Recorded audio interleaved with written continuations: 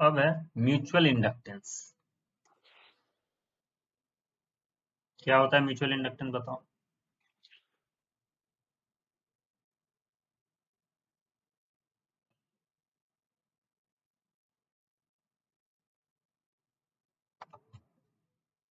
Self inductance क्या होता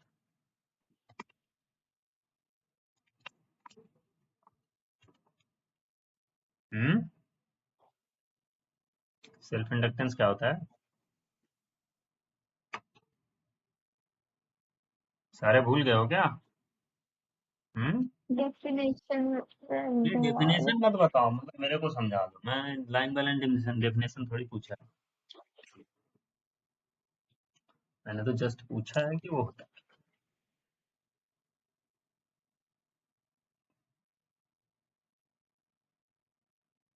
मतलब सेल्फ इंडक्टेंस भी कोई भूल सकता है, बताओ। इसका मतलब आप पढ़ाई नहीं हो रही है। सेल्फ इंडक्टेंस लाइक कांस्टेंट है ना, नहीं, तो सेल्फ कैसे? कांस्टेंट नहीं, सेल्फ इंडक्टेंस होता क्या, क्या है सेल्फ इंडक्टेंस?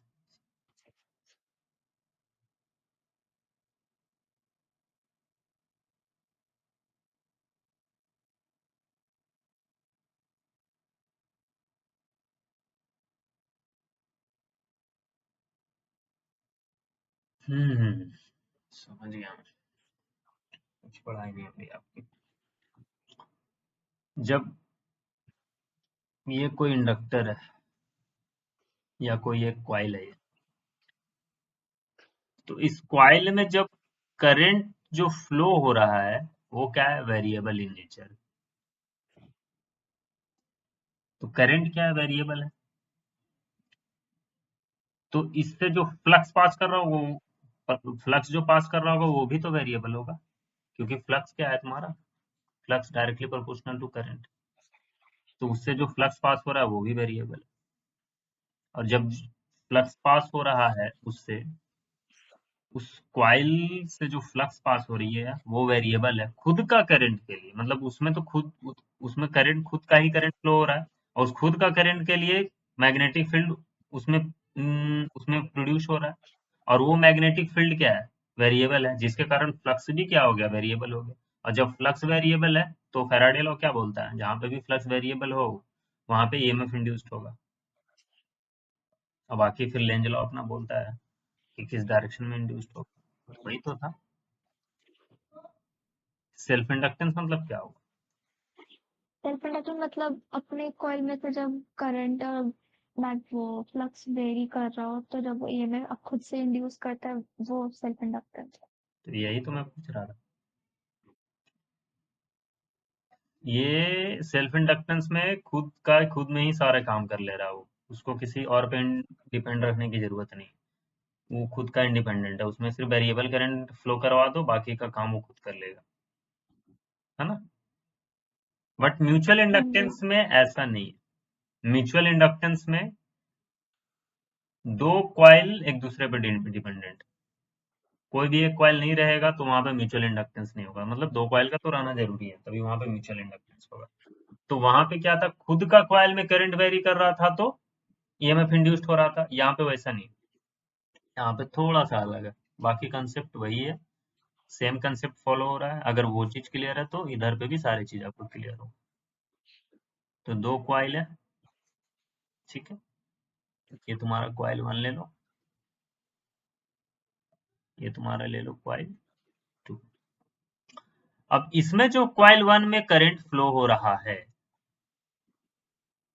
वो अगर वेरिएबल इन नेचर है, वो अगर वेरिएबल इन नेचर है तो इससे जो फ्लक्स निकल रहा होगा, देखो फ्लक्स, ऐसा कुछ फ्लक्स निकल रहा होगा, देखो।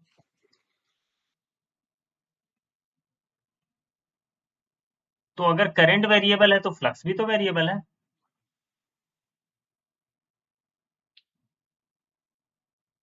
जो कॉइल टू से जो फ्लक्स पास हो रहा है, कॉइल टू से जो मैग्नेटिक फील्ड पास हो रही है वो भी तो वेरिएबल है। मैग्नेटिक फील्ड वेरिएबल है तो क्या, मैग्नेटिक फ्लक्स वेरिएबल है। मैग्नेटिक फ्लक्स इक्वल टू क्या होता है, B dot A, magnetic field and area vector का डॉट प्रोडक्ट।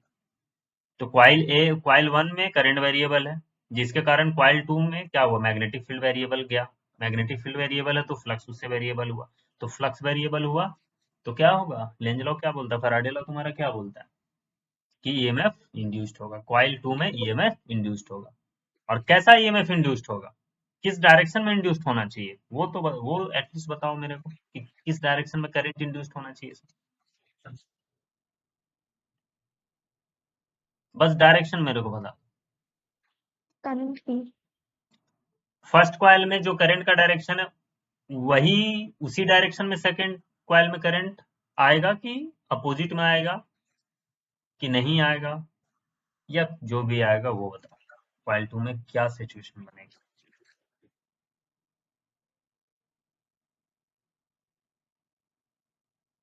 देखो मेरे लेक्चर में आप बैठते हो तो रिवीजन करके आया करो, अदरवाइज लेक्चर ज्वाइन करने की जरूरत नहीं। ठीक है, आप अगर पढ़ने आए हो तो फिर आप रिवीजन करके आया करो, ये बात आपको लेके चलना होगा, फिर ना तो मेरे को मजा आएगा पढ़ाने में, ना आपको पढ़ने में मजा आएगा। तो नेक्स्ट बार से ये आप थोड़ा ध्यान रखो, ठीक है, मैं एटलीस्ट आपसे एक्सपेक्ट नहीं करता हूँ, तो ध्यान रखा करो। तो कॉइल 2 में क्या होना चाहिए, अगर कॉइल 1 में करंट जो फ्लो हो रहा है which is variable in nature है, वेरिएबल है, मान लो कि वो करंट इंक्रीजिंग इन नेचर है, वेरिएबल है बट करंट क्या है, इंक्रीजिंग इन नेचर, ठीक है। तो कॉइल 2 में जो ईएमएफ इंड्यूस्ड हुआ है, जो करंट इंड्यूस्ड हुआ है, वो क्यों इंड्यूस्ड हुआ है, क्योंकि कॉइल 1 में करंट इंक्रीज कर रहा है ना। तो क्या हाँ चाहेगा, जी। कॉइल 2 में लेंज लॉ तुम्हारा क्या बोलता है कि करंट उस डायरेक्शन में इंड्यूस करो जिससे जिस रीजन के कारण वो इंड्यूस हो रहा है उसको अपोज करे, तो वो अपोज करना चाहेगा ना, हाँ जी। तो कौन सा डायरेक्शन में होगा, जो फर्स्ट कॉइल में जो करंट का डायरेक्शन है उससे अपोजिट डायरेक्शन में इंड्यूस्ड होगा, उल्टा इसमें करंट इंड्यूस्ड होगा। देखो उल्टा, ये तुम्हारा उल्टा डायरेक्शन में इंड्यूस्ड होगा, इसमें जो इंड्यूस्ड क्यों, अब देखो उल्टा इंड्यूस्ड होने से क्या हुआ, अब ये लाल वाला जो करंट है उसके लिए मैग्नेटिक फील्ड का डायरेक्शन लेफ्ट साइड गया है लेफ्ट साइड अगर मैग्नेटिक। हाँ, सर बोला कि करंट वेरिएबल है, हमने ये मेंशन नहीं करा कि इंक्रीजिंग है डिक्रीजिंग है, तो उस पे भी तो डिपेंड करेगा हाँ तो मैंने बोला डायरेक्शन। बोला ना इंक्रीजिंग है, तो मैंने बोला ना इंक्रीजिंग, वही तो मैं आप पे छोड़ा ना, कि मैं तो देखना चाह रहा था कि क्या कंसेप्ट आप लेके आए, पूछोगे तो इंक्रीजिंग है डिक्रीजिंग है, कि सर ये पता नहीं है इंक्रीजिंग है कि डिक्रीजिंग है, उस हिसाब से चेंज होगा। तो कंसेप्ट आप लेके आओगे तब तो आपको भी पता चलेगा। तो करंट अगर इंक्रीजिंग है तो फिर कैसा होना चाहिए, जो अपोजिट डायरेक्शन में कॉइल 2 होगा। में अपोजिट डायरेक्शन में करंट फ्लो होना चाहिए, तभी तो देखो अपोजिट डायरेक्शन में फ्लो करवाओ, लाल वाले के लिए मैग्नेटिक फील्ड का डायरेक्शन उल्टा हो जाएगा, तो जो बढ़ता हुआ मैग्नेटिक फील्ड को क्या करेगा, घटाएगा, है ना, तो फिर वही डायरेक्शन हो गया। और करंट अगर अपोजिट होता है तो क्या होता है, रिपल्सिव होता है कि अट्रैक्टिव होता हाँ जी। है, दो कॉइल रहता था, याद करो, ये करंट अगर सेम डायरेक्शन में है, तो दोनों कॉइल में अट्रैक्शन होता था कि रिपल्सन होता था, अट्रैक्शन। पक्का तो। तो यहाँ पे क्या होगा, करंट क्या हो रहा है, दोनों कॉइल में अपोजिट डायरेक्शन में एक्ट कर रहा है, तो दोनों कॉइल एक दूसरे को रिपेल करेगा, यहाँ पे repulsive force act between, if current is increasing then repulsive force acts between the coil। ठीक है, पहले लिख लो, मैं लिखा देता हूँ, उसके बाद ये जो भी है लिखना, ठीक है। म्यूचुअल इंडक्टेंस टॉपिक देके लिखो।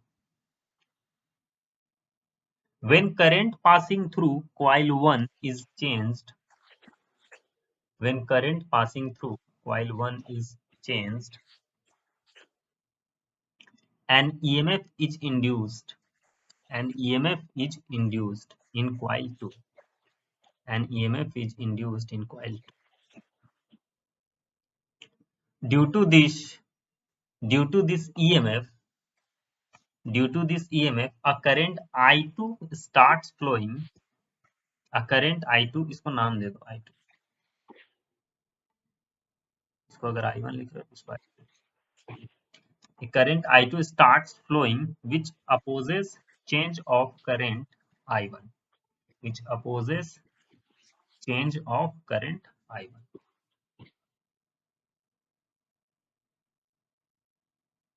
which opposes change of current of I1. Full stop. Paragraph change करके लिखो. If I1 is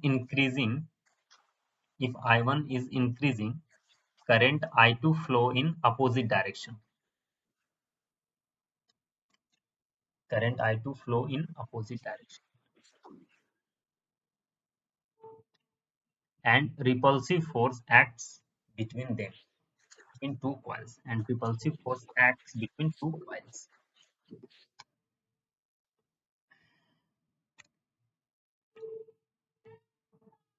Done? हाँ जी, ये फिगर वगैरह ड्रॉ कर लो, इसको कंप्लीट कर देते हैं मैं फॉर्मूला वगैरह के साथ. हो गया। ठीक है. अब देखो, कॉइल 2 से जो फ्लक्स पास हो रहा है वो किस पे डिपेंड कर रहा है? करंट I1 पे ही डिपेंड कर रहा है ना. हाँ करंट की जी, वैल्यू अगर बढ़ाओगे तो फ्लक्स की वैल्यू बढ़ेगी, करंट की वैल्यू घटाओगे तो फ्लक्स की वैल्यू घटेगी. तो फ्लक्स जो कॉइल 2 से जो फ्लक्स की वैल्यू पास हो रही, जो भी फ्लक्स पास हो रही है कॉइल 2 से, तो वो भी क्या करंट पे ही डिपेंड कर गया. करंट बढ़ा तो फ्लक्स की वैल्यू बढ़ी कॉइल 2, करंट अगर घटा करंट की वैल्यू घट गई फ्लक्स 2 से, और कॉइल 2 से फ्लक्स की वैल्यू घट गई. तो फ्लक्स 2 क्या हुआ तुम्हारा, डायरेक्टली प्रोपोर्शनल क्या हुआ, करंट I1 का डायरेक्टली प्रोपोर्शनल हुआ. ये क्या टोटल है ना, टोटल फ्लक्स. ठीक है. तो अगर इसका प्रोपोर्शनलिटी कांस्टेंट हटाया था तो क्या आ गया यहाँ पे, this M1 is nothing but the coefficient of mutual inductance. ठीक है. phi2 total upon phi. जैसे सेल्फ इंडक्टेंस था, कॉइल्स का क्या था, ज्योमेट्री वगैरह उसका शेप्स वगैरह पर डिपेंड करता था. सिमिलरली म्यूचुअल इंडक्टेंस भी. ठीक है. तो म्यूचुअल इंडक्टेंस टाइप भी ना तो, हाँ, कॉइल 2 टोटल, कॉइल 2 का है। हाँ, बोलो बोलो. कॉइल 2 किसका है? कॉइल नहीं नहीं, आवाज नहीं है आपकी. हेलो, हाँ बोलो. जो कॉइल 2 है वो हम्म कॉइल 2 में इंड्यूस सॉरी फ्लक्स है phi2 due to I1। Due to I1. I1 का कारण फ्लक्स आएगा क्योंकि करंट तो I1 में फ्लो हो रहा है ना. करंट करंट जो है कॉइल 1 में ना फ्लो हो रहा है, विच इज वेरिएबल. उसके कारण ही ना फ्लक्स कॉइल 2 में पास हुआ है. फ्लक्स तो पहले जनरेट करोगे ना, कि बिना जनरेट किए काम कर हम्म, दिए. तो जनरेट कौन करेगा, करंट हम्म, करेगा. करंट किस में पास हो रहा है, कॉइल 1 में पास हो रहा है. तो फ्लक्स 2 से कॉइल 2 से जो भी फ्लक्स पास हो रही है वो किस पे डिपेंड कर रहा है, करंट पे डिपेंड कर रहा है ना. हाँ जी, है ना. ठीक। और करंट किस में पास हो रहा है, कॉइल 1 में पास हो रहा है. फ्लक्स किससे पास हम लोग को देखना है, कॉइल 2 से देखना है ना. हाँ तो जी, म्यूचुअल इंडक्टेंस जो है वो ना तो फ्लक्स पे डिपेंड करता है ना ही करंट पे डिपेंड करता है, जैसे सेल्फ इंडक्टेंस होता है. M does not depends on flux two total and I1. ये किस पे डिपेंड करता है, दोनों कॉइल्स का ज्योमेट्री क्या है, दोनों कॉइल्स का ओरिएंटेशन क्या है, कैसे प्लेस्ड है दोनों कॉइल, वो भी देखेंगे. ठीक है. आगे बताऊंगा. अगर दोनों कॉइल में जो फ्लक्स पास हो रहा है अगर बढ़िया से मिला हुआ नहीं है, कपल नहीं है, तो फिर अलग होता है, वो चीजें आगे बताऊंगा. तो दोनों का ओरिएंटेशन क्या है, अगर ये दोनों कॉइल को घुमा दोगे ना तो म्यूचुअल इंडक्टेंस भी चेंज हो जाएगा. तो उसका ओरिएंटेशन क्या है दोनों कॉइल का, कैसे प्लेस्ड है, ये भी मैटर करता है. ठीक है. और शेप ज्योमेट्री तो मैटर करता ही है, उसमें तो नो डाउट है ना. हाँ जी, एम डिपेंड्स ऑन, क्या है तुम्हारा, geometry, geometry of coils. Second क्या, सेपरेशन, सेपरेशंस. थर्ड क्या तुम्हारा, ओरिएंटेशन.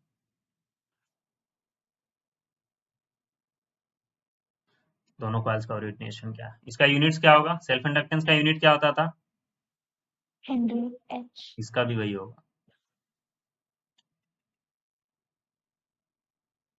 फ्लक्स का क्या होता है, वेबर होता है। करंट का क्या होता है, एम्पियर होता है। सिमिलरली यहाँ पे भी ये वेबर एम्पियर को क्या कौन हेनरी बोलते हैं, इसको एच से डिनोट करते हैं, ठीक है। तो ये तो हो गया। करंट 2 में इंड्यूस्ड ईएमएफ क्या होगा वो भी देख लो। इंड्यूस्ड ईएमएफ इन कॉइल 2 क्या होगा, इंड्यूस्ड ईएमएफ फटाक से बताइए।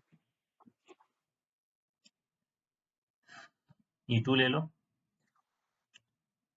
क्या लिखोगे, minus d h flux two total divide. Divided by dt, ये लिखोगे ना।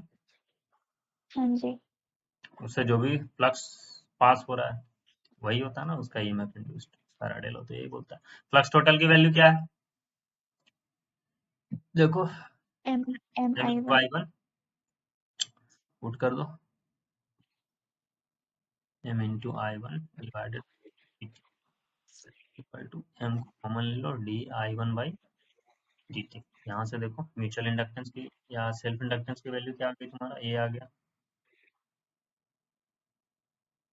ठीक है। या फिर म्यूचुअल इंडक्टेंस आप ऐसे भी लिख सकते हो, E two D I one by, है ना, मॉड डाल देना। डायरेक्शन तो आप जानते ही हो कैसे फाइंड किया, जहाँ पर बोलो बोलो। माइनस साइन डायरेक्शन के लिए है ना, हाँ, या माइनस साइन तो ऑपोजिट? डायरेक्शन के लिए है। आपको तो मैग्नीट्यूड फाइंड करने आता है, डायरेक्शन भी आपको पता है कैसे फाइंड किया जाता है, ठीक है। बाकी माइनस साइन यही शो करता है कि जो भी जिसके कारण भी वो प्रोड्यूस हो रहा है उसको अपोज करेगा, बस वही वहां पे वो है उसी के लिए। पर उसमें माइनस साइन नहीं लेना ना, किसमें, नहीं, अगर आप न्यूमेरिकल्स करते क्वेश्चन वगैरह सॉल्व कर रहे हो, क्वेश्चन वगैरह सॉल्व करो, जस्ट मैग्नीट्यूड निकालो और लेंज लॉ लगा के अपना जो भी डायरेक्शन होगा उस हिसाब से देख लो। क्वेश्चन में कहीं पे भी मैंने लगाया है क्या माइनस वाला, बट अगर हम लोग लिखते हैं तो माइनस साइन के साथ लिखते हैं, वो जस्ट शो करता है कि हाँ जिस रीजन से वो प्रोड्यूस हो रहा है उसको अपोज कर रहा है और कुछ है।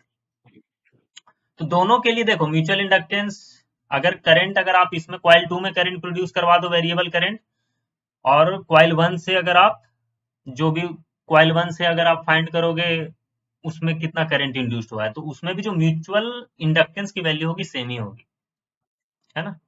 दैट इज हाँ म्यूचुअल जी। Inductance 1 with respect to 2 is equal to mutual inductance 2 with respect to 1। ये ऑलवेज ट्रू होता है, मतलब दो कॉइल रखा हुआ है तो दोनों कॉइल के लिए सेम म्यूचुअल इंडक्टेंस एक्ट करेगा। अब आपको जिससे जिसमें करंट इंड्यूस करवाना है करवाओ, जिसमें जो भी करवाना है करवाओ। फर्स्ट कॉइल में इंड्यूस करंट करवाना है, सेकंड में कॉइल में करवाना है, एक पर्टिकुलर ओरिएंटेशन एक पर्टिकुलर सिस्टम के लिए दो कॉइल के लिए म्यूचुअल इंडक्टेंस की वैल्यू सेम रहती है, ठीक है, उसमें कोई चेंजिंग नहीं आएगा।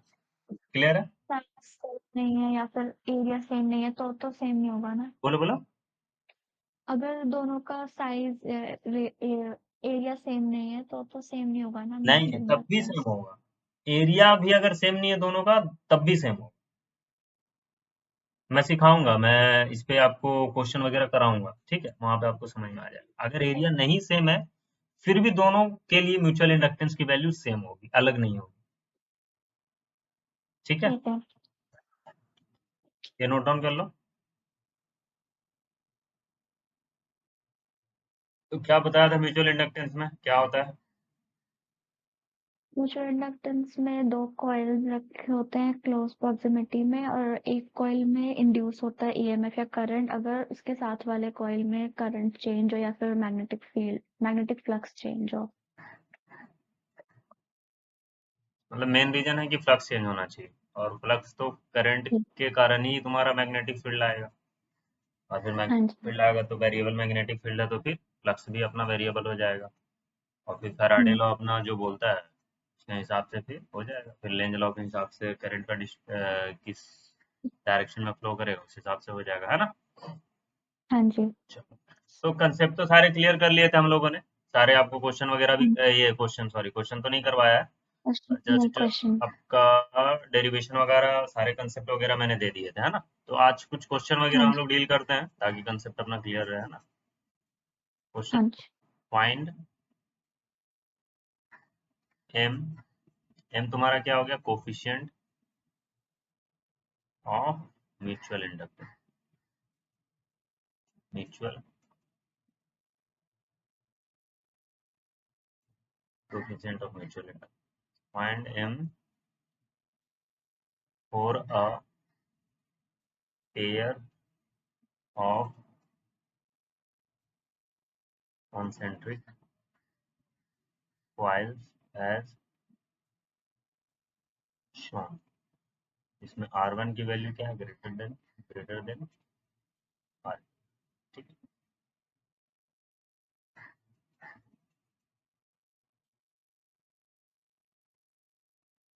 यहाँ पे दो कॉइल प्लेस्ड है, दोनों कंसेंट्रिक कॉइल है, दैट इज सेंटर एक ही जगह पे है दोनों का। ये छोटा वाला कॉइल का रेडियस काफी छोटा है ना,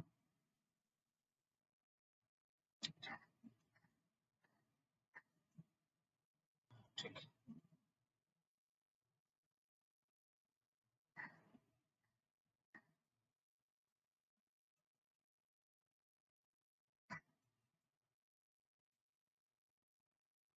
तो फाइंड कर सकते हो इसको जी। कि एक बता दूं?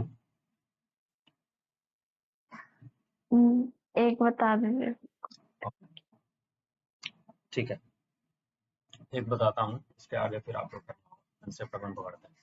तो ये अरेंजमेंट आपको दिया हुआ है, बस यही दिया हुआ हम्म, है और कुछ नहीं गिवन है, और आपको बोला है कि coefficient of mutual inductance find करो इस पर्टिकुलर कॉइल्स के लिए, जो अरेंजमेंट है इस पर्टिकुलर अरेंजमेंट के लिए कोफिशिएंट ऑफ म्यूचुअल इंडक्टेंस क्या होता है। ठीक है, तो करें क्या सबसे पहले? अच्छा, एक चीज तो कंफर्म है, एक चीज मैंने बता रखा था कि mutual inductance of this system is constant है, चाहे आप mutual inductance 1 with respect to 2 लो, चाहे 2 विथ रिस्पेक्ट टू 1 लो, मतलब इस अरेंजमेंट का जो कोफिशिएंट ऑफ म्यूचुअल इंडक्टेंस है वो कांस्टेंट होगा। ठीक है, ठीक है।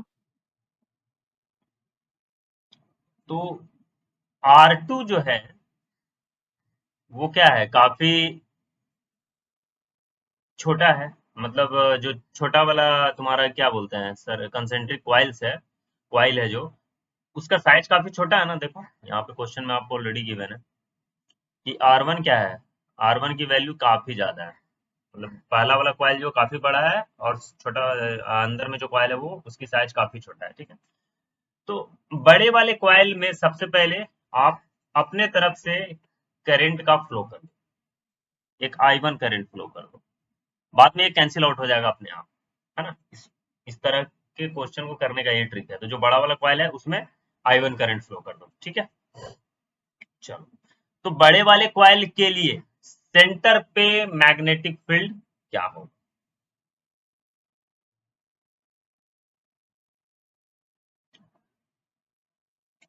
मतलब मैंने क्या किया है कि बड़े वाले कॉइल को प्राइमरी कॉइल माना है और छोटे वाले को सेकेंडरी माना है। माना था ना, कॉइल 1 और कॉइल 2 दिया था ना, हाँ जी। एक कॉइल इधर दिया था, दूसरा कॉइल इधर दिया था। इस वाले कॉइल में क्या करंट फ्लो हो रहा था, तो मैंने इस वाले कॉइल से फ्लक्स की वैल्यू फाइंड की थी, ये थी ना, सेकंड वाले कॉइल से फ्लक्स की वैल्यू हाँ कितनी जी। होगी वो फाइंड करा था, और उसको इक्वेट किया था किससे, M इंटू I1 से। चलो हाँ जी। करते हैं, सीख जाएंगे।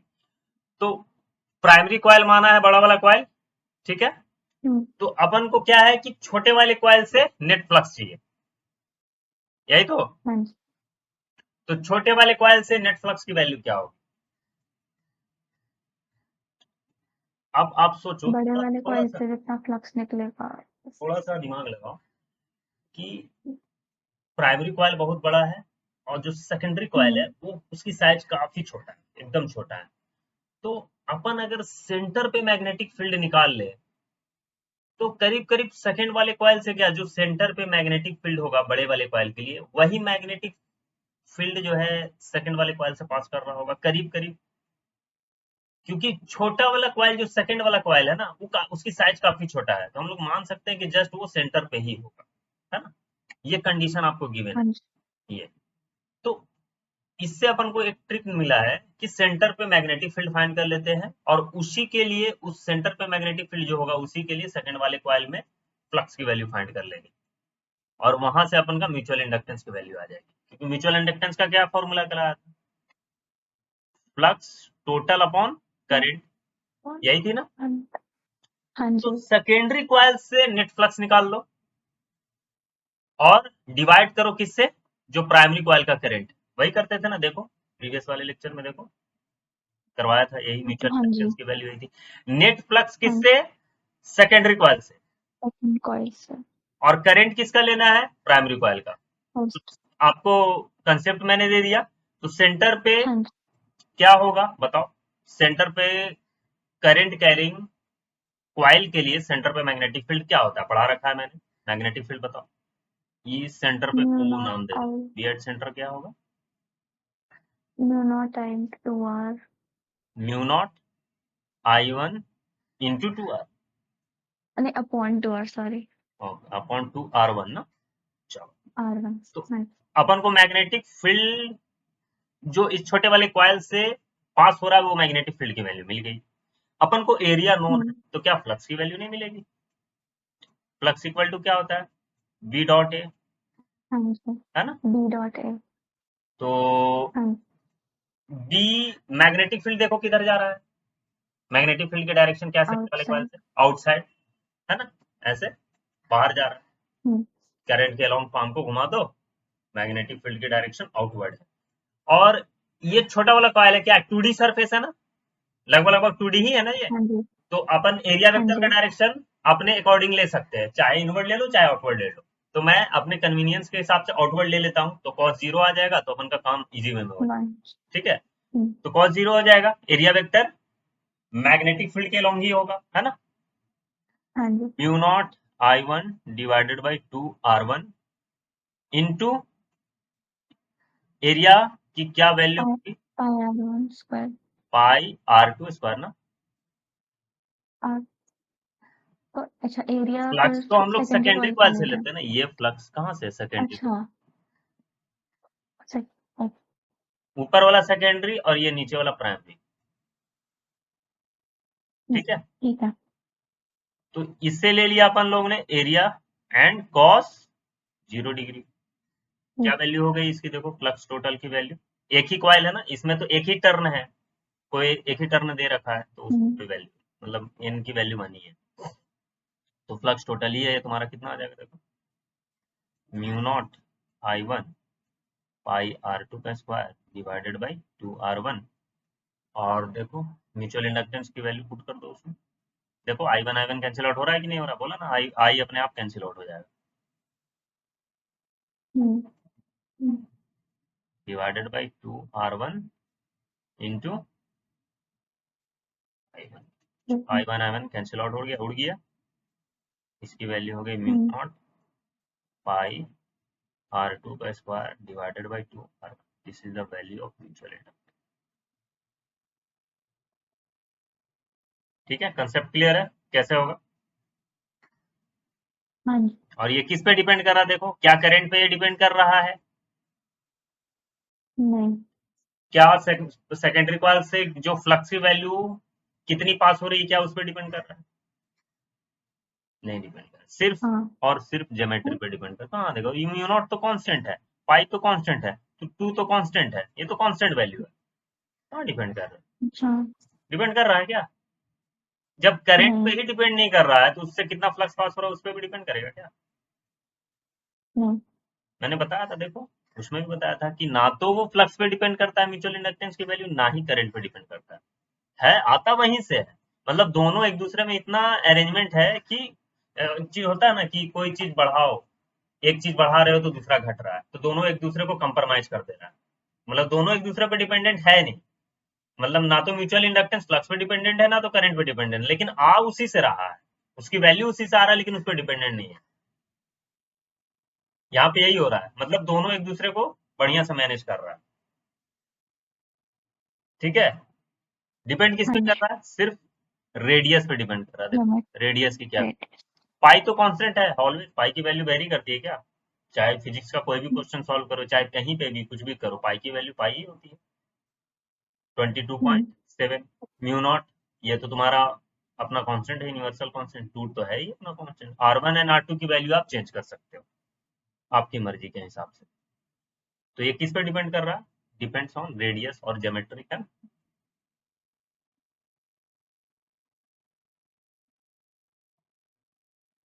सर अगर जो सेकेंडरी लूप का होगा वो सेंटर में नहीं रखा होता और कहीं और रखा होता तो भी सेम ही रिजल्ट आता।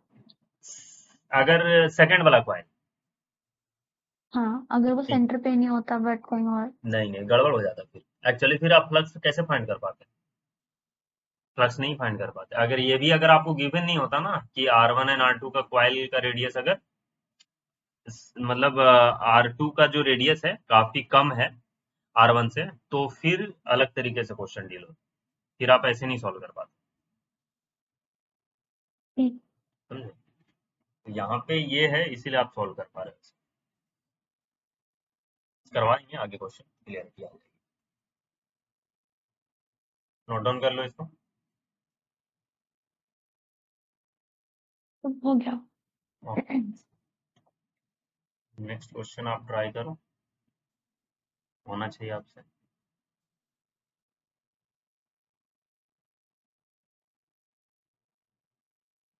स्क्वायर है,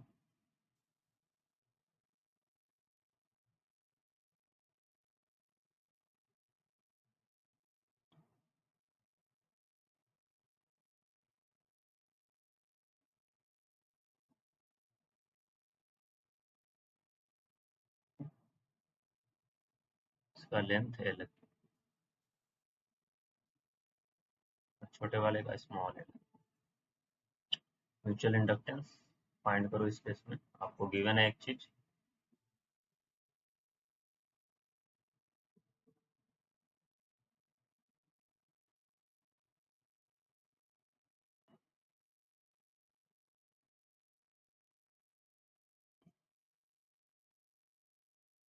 बता दूं?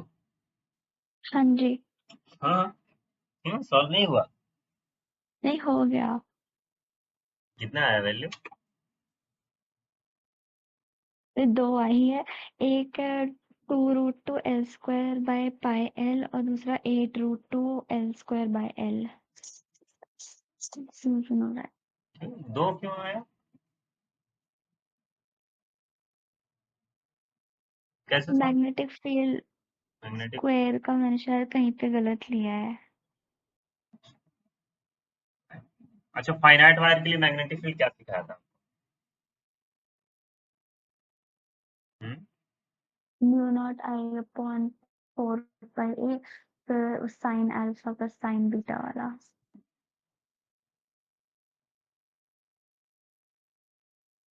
सब भूल गए हो नहीं?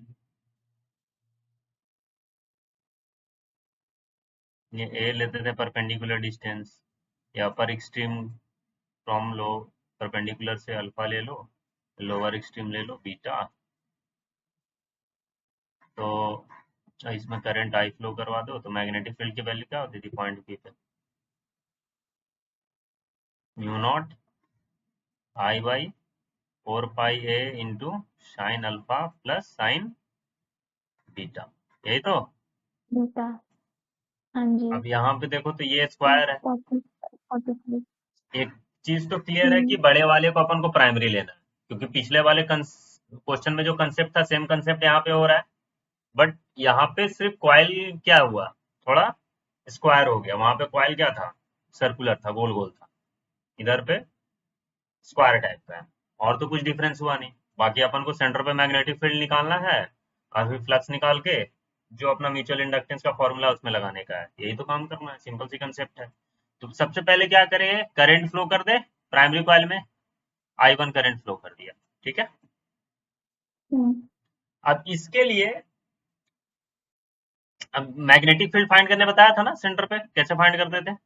इसको ए ले लो, बी हाँ ले जी। लो, सी ले लो, डी ले लो। अब A B portion, A B वाला वायर जो है वो क्या है तुम्हारा, एज अ फाइनाइट वायर तो है, देखो ना वैसे ही तो दिख रहा है वो। हाँ जी। तो उसके लिए सेंटर पे मैग्नेटिक फील्ड की डायरेक्शन क्या है? इनवर्ड है, आउटवर्ड है, क्या है? आउटवर्ड। आउटवर्ड, ठीक है। सिमिलरली बीसी के लिए देखो तो, आउटवर्ड। डी सी डी के लिए आउटवर्ड, डी ए के लिए भी आउटवर्ड। हम्म। और अगर मैं ए बी पोर्शन के लिए मैग्नेटिक फील्ड इस पॉइंट सेंट ओ दे देता हूँ इसका नाम, अगर इस पे फाइंड करते हो ए बी पोर्शन के लिए जितना मैग्नेटिक फील्ड होगा, बीसी के लिए भी उतना ही होगा, सेम ही अरेंजमेंट है। सीडी के लिए भी उतना ही होगा, डीए के लिए भी उतना ही होगा, सेम ही अरेंजमेंट है ना। देखो ना, अब हाँ जी। पहले पहले ए फाइंड कर लेते हैं, परपेंडिकुलर डिस्टेंस की वैल्यू क्या होगी, L/2। लिया था L/2। मुझे लगा मैंने यही गलत करा है। मैंने डायगोनल वाला करा है। L√2 ले लिया। वाह वाह वाह, बढ़िया, ये वाला फॉर्मूला आपको बताया था स्टार मार्क करा के, काफी इंपॉर्टेंट फॉर्मूला है। दो ही फॉर्मूला तो इधर होता है, एक तो आर्क के लिए होता है μ0I/4πr into sine alpha by 2, और एक तो ये फॉर्मूला होता है। यही तो दो फॉर्मूला लगाने का है मैग्नेटिज्म में। दो ही चीज के लिए तो बेसिकली मैग्नेटिक फील्ड आप सीखते हो, उसी को रिलेट करके कितना सारा क्वेश्चन वगैरह डील करते हैं हम लोग, है ना। सर्कुलर कॉइल के लिए, हाँ जी। नेक्स्ट है सर्कुलर कॉइल के लिए एक्सिस पे जो हम लोग मैग्नेटिक फील्ड फाइंड करते हैं, सारे तो सर्कुलर कॉइल और एक फाइनाइट वायर, इसी का तो सीन है। फाइनाइट वायर में इनफाइनाइट वायर, वो सब सारे इसी के अंडर आ गए। ठीक है, कोई नहीं। तो L/2, और यहाँ पे अल्फा की वैल्यू क्या आ जाएगी, ये वाला एंगल कितना होगा, 45। 45। ये वाला भी एंगल क्या होगा, 45। 45। अल्फा की भी वैल्यू 45 है एंड बीटा की भी वैल्यू 45 है।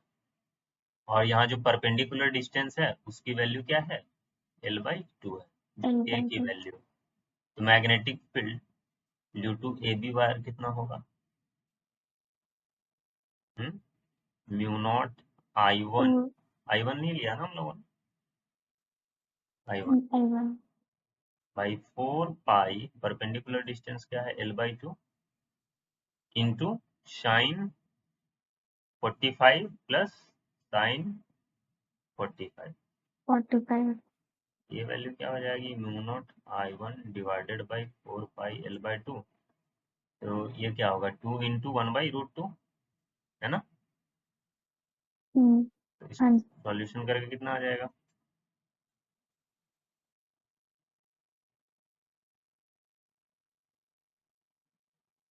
देख लो यहाँ से, L/2 ये और ये कैंसिल आउट हो जाएगा, देख हो रहा है, देख लो, नॉट आई। हो रहा ना कैंसिल आउट। हाँ जी। इसकी वैल्यू क्या हो हाँ जी। जाएगी, μ0 I1 divided by pi into L divided by, यही हो रहा है, देखो μ0 I1। हम्म। इसको रैशनलाइज करने की जरूरत है। तो डिपेंड करेगा आपके पेपर में क्या है, कैसा है, हिसाब से दिया हुआ है। अभी रहने देते हैं ना, अभी फाइनल देखो, अभी रेशनलाइज मत करो, जब एकदम लास्ट फाइनल वाला रिजल्ट होगा उस समय कर देंगे। तो ठीक है। Magnetic field due to A B portion is equal to magnetic field due to B C is equal to magnetic field due to C D is equal to magnetic field due to D A, यही ना। तो B net क्या हो जाएगा, हाँ जी। Into 4 कर दोगे, 4 into और magnetic field due to A B, है ना। हाँ जी। तो ये वैल्यू कितनी आ जाएगी, देखो 4 μ0 I1 divided by √2 pi into L. थोड़ा सा सजा देते हैं, अब ये बी नेट की वैल्यू आ गई। तो सेंटर पे तुमको नेट मैग्नेटिक फील्ड मिल गया है, और कॉइल है प्राइमरी वाला छोटा, तो सेंटर पे जो मैग्नेटिक फील्ड होगा करीब करीब हम मान लेंगे कि उस कॉइल से भी उतना ही मैग्नेटिक फील्ड पास हो रहा होगा, वही amount of magnetic field through out उसके कॉइल से पास हो रहा, क्योंकि वो उसकी साइज काफी छोटा है ना। तो फ्लक्स की वैल्यू क्या हो जाएगी, हाँ जी। फ्लक्स टोटल सेकेंडरी कॉइल से कितना हो जाएगा, ये B value dot A. B dot A, और ए की वैल्यू क्या होगी? 2 root 2 L square mu naught I. क्या लिखूं मैं? 2 root 2 mu naught I into L square by pi L. 2 solve कर दिया आपने? हाँ जी। हाँ ठीक है, 2 रूट 2, आगे बताओ। Mu naught mu naught I one into L square upon pi L. Upon pi into L, और एल स्क्वायर ना, छोटा वाला। हाँ जी। और यहाँ हाँ जी। कॉस 0 डिग्री भी ले तो वो 1 हो जाएगा अपने का। वन। तो इसकी वैल्यू होगी 2 root 2 mu naught I one L square divided by pi into L. तो म्यूचुअल इंडक्टेंस वाला फॉर्मूला है ना, flux total divided by I one, I one. 2 root 2 mu naught I one L square divided by pi into L. तो देखो I one उड़ गया, वहां पे भी उड़ गया था, इधर पे भी उड़ जाएगा। ये आई वन तो उड़ना ही उड़ना है, नहीं उड़ा तो मतलब समझ लो कि कहीं गलती किया। इसकी वैल्यू क्या हो गई? 2 root 2 mu naught L square divided by pi into L. ये हुआ। देखो किस किस पे डिपेंड कर रहा है ये? सिर्फ और सिर्फ ज्योमेट्री पे डिपेंड कर रहा है, लेंथ पे डिपेंड कर रहा है, इस पे डिपेंड कर रहा है, एंड इस पे डिपेंड कर रहा है।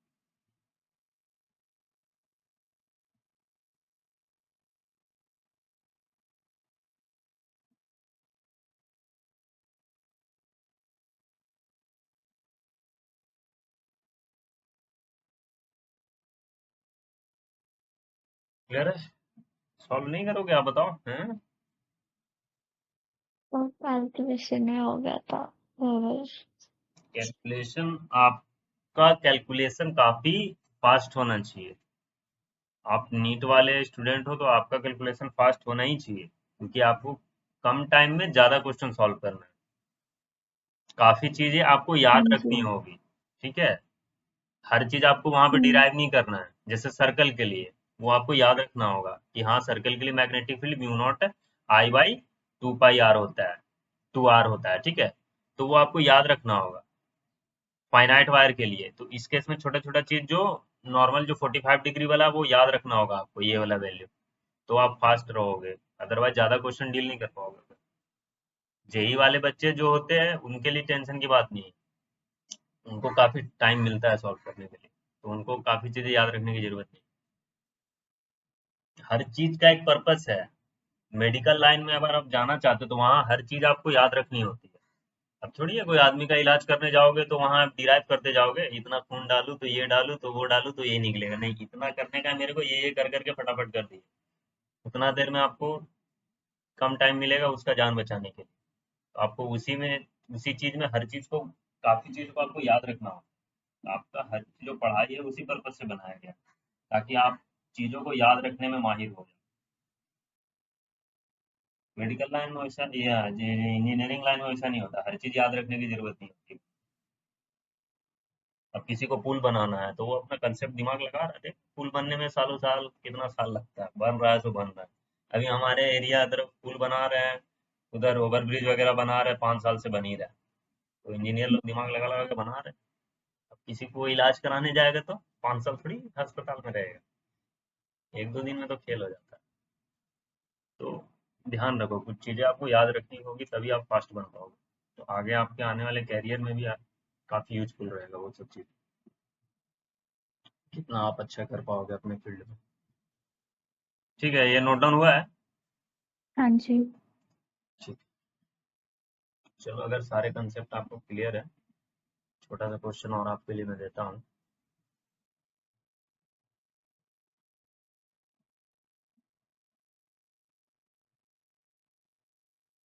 तो क्वेश्चन के बाद एक टर्म है कपलिंग कांस्टेंट करके, वो भी सारे कराऊंगा, समझा दो। सारे कराऊंगा। कपलिंग में अभी आए कहाँ हैं हम लोग? तो मैंने अपने मॉड्यूल में देखा था, समझ में नहीं आया था, हाँ, क्वेश्चन इसके था उससे बाद जो रिलेटेड। टॉपिक है, इसके बाद कपलिंग वाला ही आएगा। ठीक है, ठीक है। सारी चीज अच्छे से हो जाएंगी।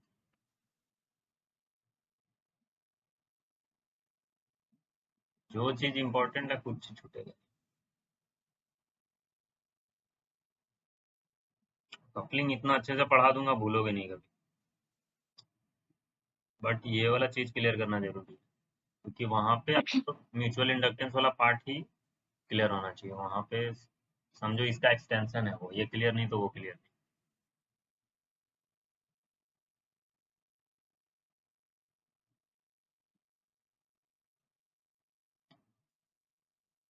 हाँ अब देखो, ये इनफाइनाइट वायर है, ये तो दिख ही रहा है, तो दोनों तरफ इनफाइनाइट वायर है।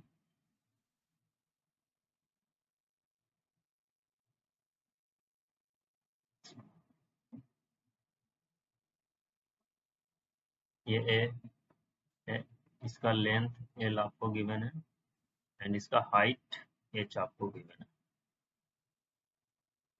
Find coefficient of mutual inductance.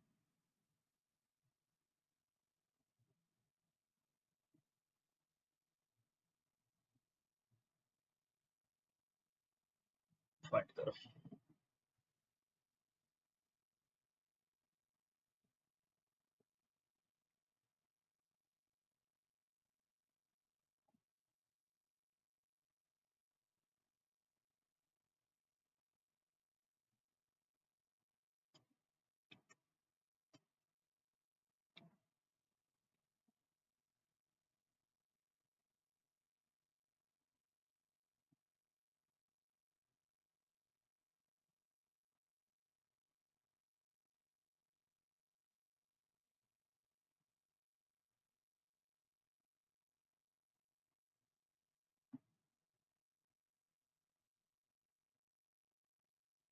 ये रेक्टेंगल है।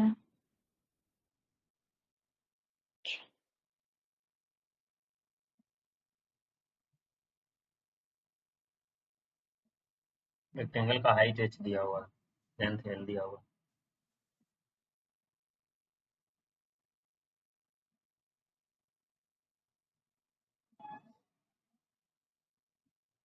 अब इसमें आपको दिमाग लगाना पड़ेगा कि मैं प्राइमरी कॉइल किसको मानूं, सेकेंडरी किसको मानूं।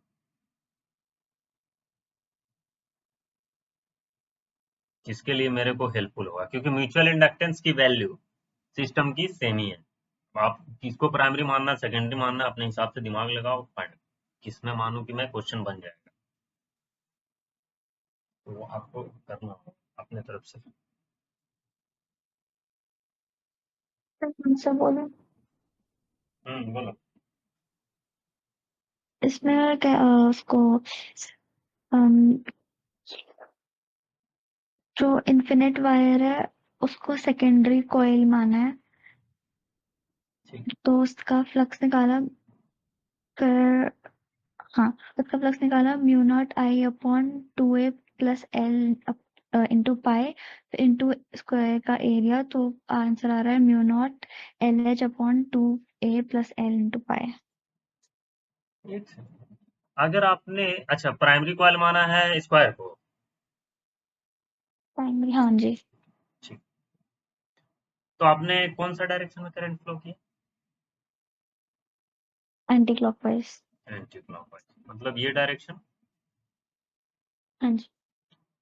तो इसके लिए अब आप क्या करोगे, ये वाले कॉइल पे फ्लक्स की वैल्यू फाइंड करोगे। हाँ जी। क्या होगा फ्लक्स? म्यू नॉट आई बाय 2 पाई ए इस ए इसका एरिया क्या डिस्टेंस। लिया है, कॉइल का एरिया क्या लिया है? कौन से कॉइल का? आपने एरिया लिया होगा ना फ्लक्स फाइंड करने के लिए। फ्लक्स इक्वल टू क्या होता है, बी डॉट ए होता है ना।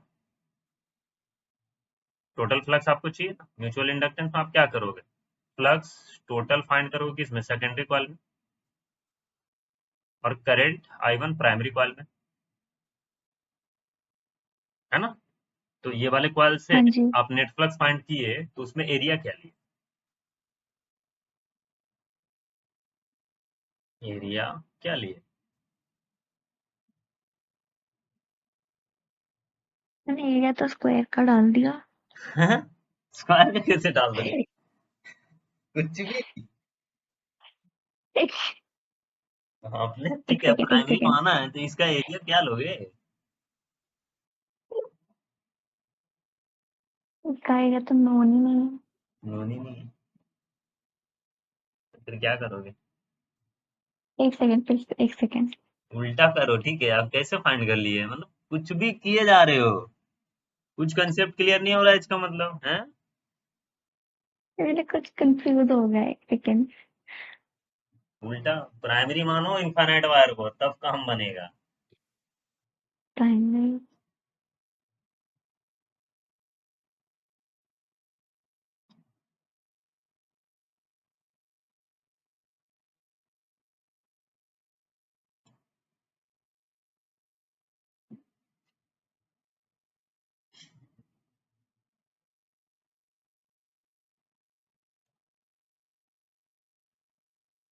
पिछले वाले केस में हमने एरिया सेकेंडरी कॉइल कट लिए थे क्योंकि वो उसमें कॉन्सेंट्रिक था।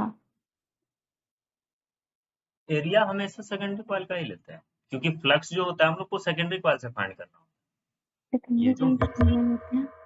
म्यूचुअल इंडक्टेंस और का ये जो मैंने फॉर्मूला है, इसमें फ्लक्स क्या है? सेकेंडरी कॉइल का है। तो वो एरिया तो सेकेंडरी कॉइल का ही लगता है। कंसेप्ट को सीखो, कंसेप्ट सीखो, मैं कंसेप्ट क्या बता रहा हूँ कि जो फ्लक्स है वो आपको सेकेंडरी कॉइल से लेना है। फ्लक्स सेकेंडरी से लेना है। किसी भी चीज से मान लो आपको फ्लक्स निकालना है, यही एरिया से अगर मान लो टोटल फ्लक्स की वैल्यू निकालना है, ठीक है? तो इससे दिया गया है कि कुछ इससे मैग्नेटिक फील्ड की वैल्यू कुछ पास हो रही है, कुछ इसका जो एरिया है, लेंथ एल है, विड्थ भी एल है, तो इसका एरिया क्या हो जाएगा? एल स्क्वायर हो जाएगा। तो इस पर्टिकुलर कॉइल से फ्लक्स की वैल्यू कितनी होगी? फ्लक्स क्या होता है बी कि डॉट ए। बी डॉट है, उससे कितना मैग्नेटिक फील्ड परपेंडिकुलरली पास हो रहा है। ये चीज भी मैंने बताया था, एक तो रूम में बताया था ना, ये रूम में पूरा मैग्नेटिक फील्ड भर दो, उसमें फिर एरिया ऐसे रख दो, तो कितना मैग्नेटिक लाइंस ऑफ फोर्स उसको परपेंडिकुलरली पास कर रहा है, वही है नेट फ्लक्स देता है। अगर आप एरिया को ऐसे टिल्ट भी रखते हो ऐसे, तो भी हम लोग इसका एरिया का कंपोनेंट लेते हैं बेसिकली, और उससे फ्लक्स की वैल्यू फाइंड करते हैं। तो डॉट प्रोडक्ट मतलब वही हुआ, खैर उतना दिमाग मत लगाओ। डॉट प्रोडक्ट मतलब वो अपने आप अंदर अंदर सारे सिस्टम सेट कर लेता है कि जो भी मैग्नेटिक फील्ड इससे परपेंडिकुलरली पास हो रहा है, उसी के लिए आपकी फ्लक्स की वैल्यू निकल रही है, ठीक है? तो फ्लक्स का वैल्यू आपको पर्टिकुलर चीज से निकालना है, तो उस पर्टिकुलर चीज से कितना मैग्नेटिक फील्ड पास हो रहा है, उस पर्टिकुलर चीज का एरिया क्या है, बस दोनों का डॉट प्रोडक्ट कर दो, you will get the magnetic flux through that तो वायर। वायर को प्राइमरी रख के आ रहा है √2 mu naught L plus H upon pi अच्छा, into L plus H upon pi. इतना भी आसान नहीं है, गलत ले रहे हो, मैं बताता हूँ। थोड़ा इधर साफ सफाई कर लूँ, अच्छा इधर रहने देते, नेक्स्ट वाले इसी में चलते हैं, यहाँ बताता हूँ।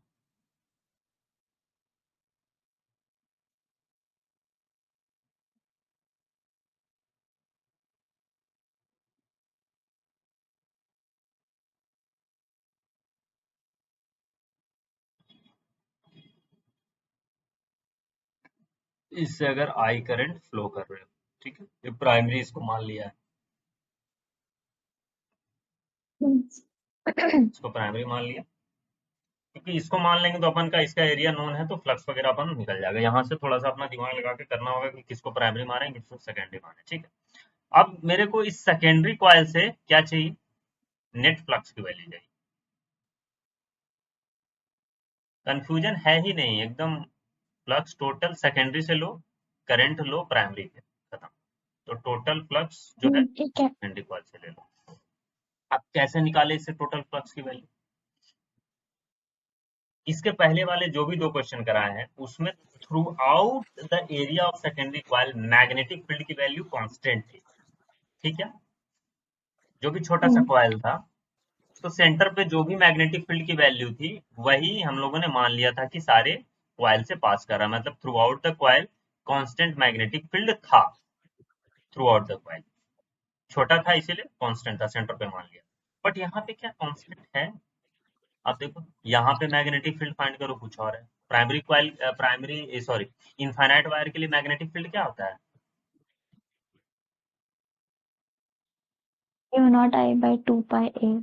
म्यू नॉट आई बाई 2 पाई ए क्या होता है तुम्हारा, यहाँ से जितना डिस्टेंस दूर जाते हैं दूर जाते हैं, अगर आप यहाँ पे लोगे तो मैग्नेटिक फील्ड की वैल्यू कुछ होगी, यहाँ पे आओ कुछ और होगी, यहाँ पे आओ कुछ और होगी, यहाँ पे आओ कुछ और होगी, यहाँ पे कुछ और होगी।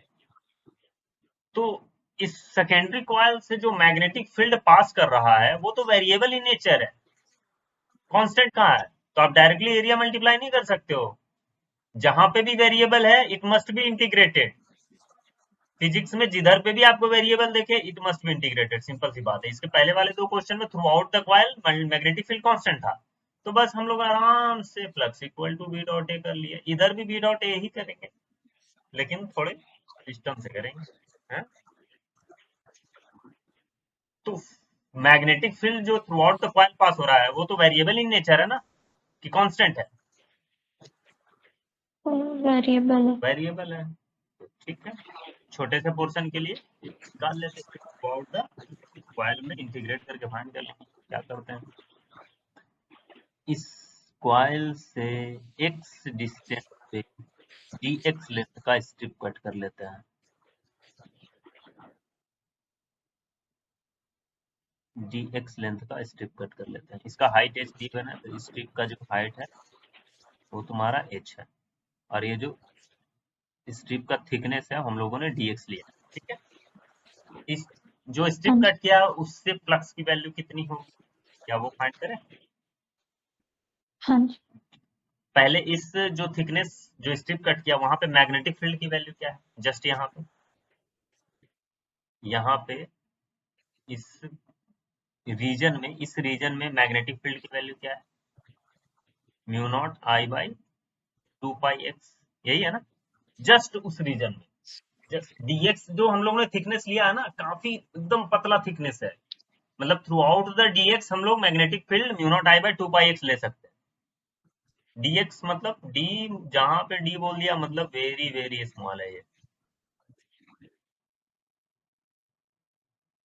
एकदम पतला वायर वहां कंसीडर कर सकते हो dx, ठीक है। तो मैग्नेटिक फील्ड थ्रू दैट हाँ। dx पोर्शन अपन को mu naught I by 2 pi x हो गया, थ्रू दैट इज स्ट्रिप। तो इस छोटा सा पोर्शन के लिए मैग्नेटिक फ्लक्स की वैल्यू क्या होगी, छोटा सा dx पोर्शन पे छोटा सा मैग्नेटिक फ्लक्स d फाई, है ना, तो b डॉट एरिया अपन जो लेते हैं, तो मैग्नेटिक फील्ड क्या है, mu naught I by 2 pi X, क्या इनटू द प्लेन है, किधर मैग्नेटिक फील्ड की डायरेक्शन, आउट ऑफ नहीं, व्हाट वर्ड है, क्या बोल रहे हो, इनवर्ड होगा फिर, I inward. dl cross r, dl cross r भूल गए क्या, dl का direction along the direction of current, r का डायरेक्शन जिधर पे मैग्नेटिक फील्ड आपको कैलकुलेट करना उधर जाता है, r का डायरेक्शन सब भूल हाँ, इनवर्ड। गए, dl ऊपर जाएगा r इधर जाएगा, तो dl cross r, magnetic field क्या इनवर्ट,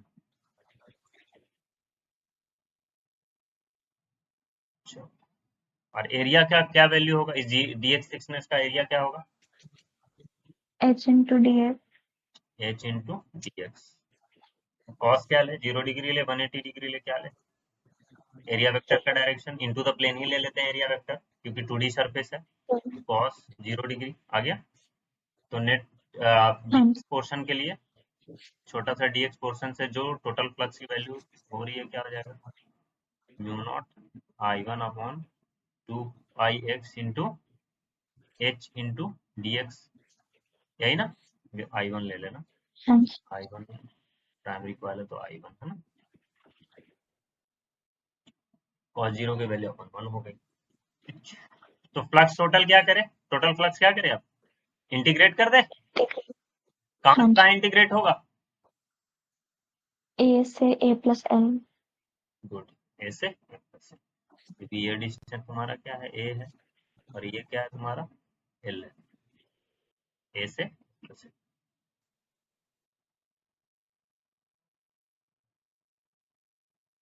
ए से, क्या होगा इंटीग्रेशन वो भी बता दो, म्यू 1 बाय ए प्लस एल माइनस 1 बाय ए। क्या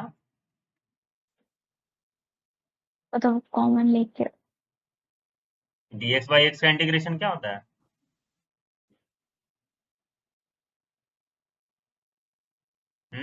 dx बाई एक्स तो कॉमन इंटीग्रेशन है, याद होना चाहिए आपको। हैं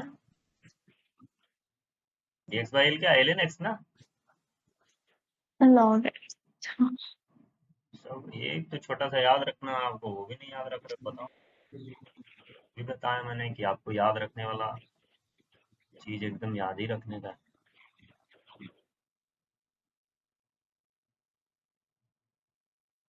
L N A plus L minus L N A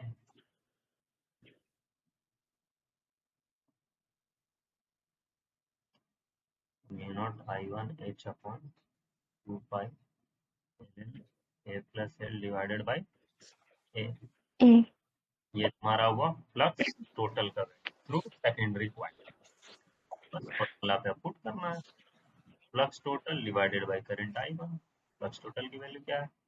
mu naught I one H divided by 2 pi into I one L N A plus L divided by A. I उड़ गया, देखो हमेशा अच्छा आई उड़ जाता है। बेचारे को इतना दूर साथ में लाते हैं, लास्ट में उड़ा देते हैं। सारा काम वही करता है बेचारा। आगे वैल्यू म्यूचुअल इंडक्टेंस का वैल्यू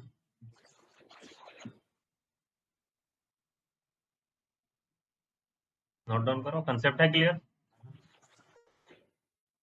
हाँ जी। वैसे ये वाइस वर्सा सॉल्व नहीं सकता ना, मतलब अगर हम स्क्वायर को प्राइमरी लेते हैं तो ये नहीं सॉल्व होता ना, क्योंकि इन्फिनिट वायर का हो एरिया ही नहीं नहीं मिल पाता, सकता है। हो ही नहीं पाता। ऐसा नॉर्मली खुद ही सोचो कि एक पतला वायर है कोई, हम्म,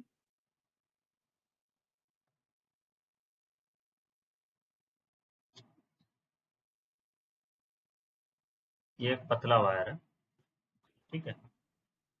आप throughout the region magnetic field ऐसे ऐसे भर दिया है, एकदम पतला वायर हो, तो क्या बोलोगे आप, इससे कितना फ्लक्स की वैल्यू पास हो रहा है? फ्लक्स की वैल्यू इससे कितनी पास हो रही है?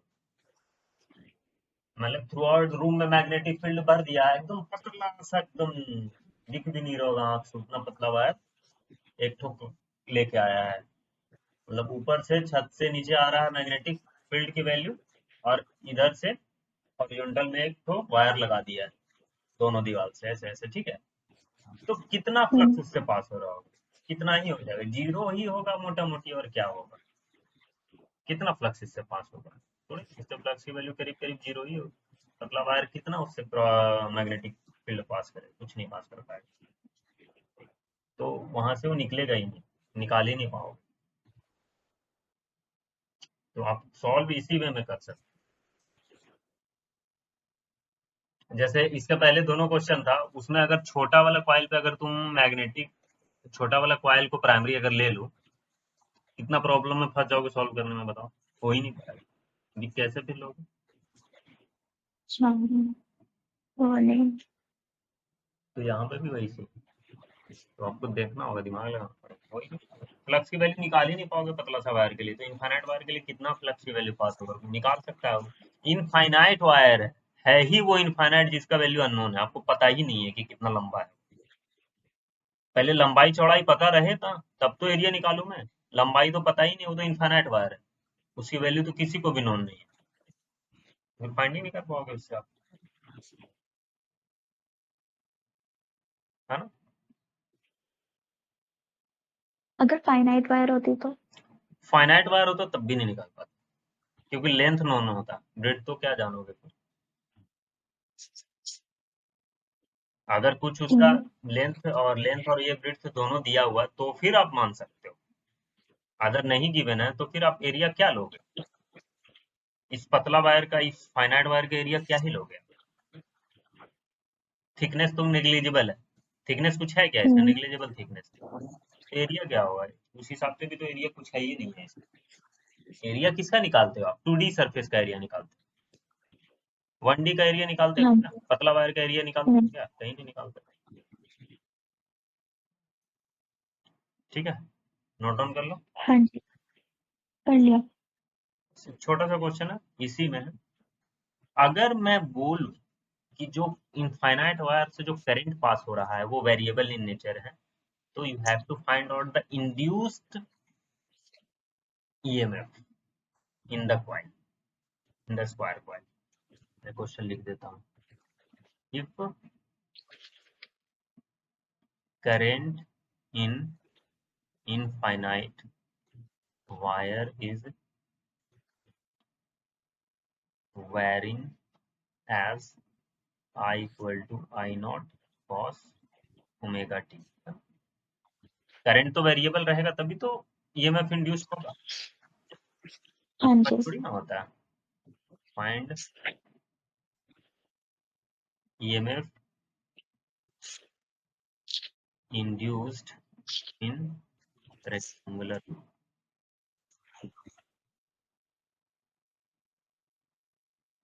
चलो फाइंड करो इसको।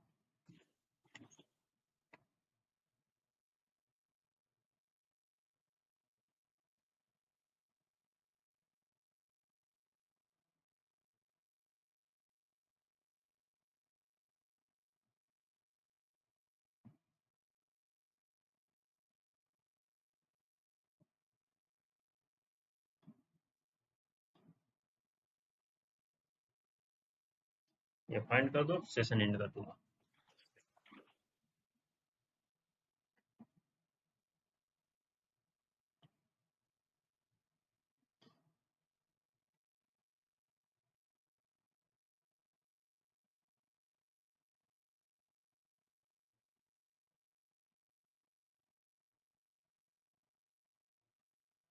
तो आंसर बोलो। बोलो। Minus M into D I by D T होता है, तो minus mu naught H upon 2 pi into log A plus L upon A dot मतलब into I naught sine omega T by omega. By omega, अरे by omega पक्का। Differentiation में mistake कर रहे मैंने इंटीग्रेट कर दिया। हो। इंटीग्रेट मैंने उसे डिवाइड कर दिया ओमेगा से। I naught sine omega T.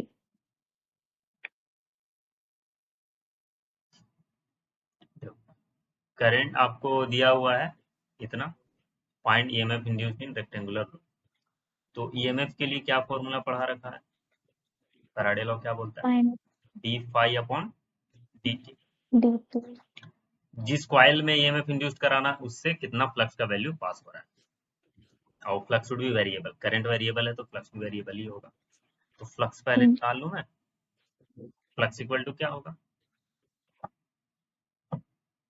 M into आई, सिखा रखा है? नहीं, नहीं याद है।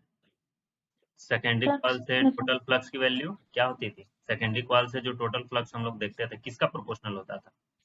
Primary aim current. का। देखो पिछला लेक्चर जरा खोल के नोट्स, ये I1 किस में लेते थे? प्राइमरी में। प्राइम। और प्रोपोर्शनलिटी कांस्टेंट हटता था तो फ्लक्स टोटल की वैल्यू क्या आती थी सेकेंडरी कॉइल से? Equal to M M into I. I. और I1 की वैल्यू क्या है? यही है ना I1 प्राइमरी। फ्लक्स टोटल की वैल्यू क्या होगी? एम की वैल्यू आपको तो नोन है ना? एम का वैल्यू तो अभी डिराइव करा अपन लोग। एंड I1 डाल दो, I naught cos omega into T. Flux total की वैल्यू मिल गई अपनो। तो ईएमएफ इंड्यूस्ड हाँ कैसे जी। देखना? डायरेक्शन अपना हिसाब से देख लेना, मैं मैग्नीट्यूड की बात कर रहा हूँ। फ्लक्स टोटल डाल दो यहाँ पे, M into I naught cos omega t. Time के रिस्पेक्ट में इसको डिफ्रेंशिएट करना है ना। इसका डिफ्रेंशिएशन क्या होगा? कॉस का डिफ्रेंशिएशन क्या होता है? Minus sine. Minus M I naught तो अपना कांस्टेंट है, sine omega t into omega, है ना, है ना। माइनस को इधर से हटा दो, मैग्नीट्यूड की बात कर रहे हैं, बाकी अपना देखते हैं। तो एम की वैल्यू क्या होगी, म्यू नॉट आई, एम की वैल्यू क्या लिखाया है, mu naught H upon 2 pi into log A plus L upon A. Mu naught H upon 2 pi into log A plus L upon A, ये तुम्हारा, और फिर यहाँ पे आई नॉट आ जाएगा, फिर साइन ओमेगा टी, इधर पे ओमेगा से मल्टीप्लाई भी कर दो, ये तुम्हारा ईएमएफ इंड्यूस्ड की वैल्यू है ना।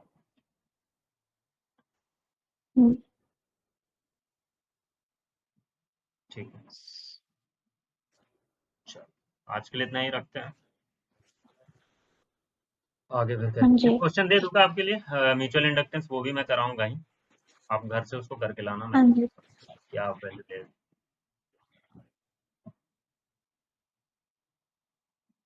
ये नोट डाउन हो गया।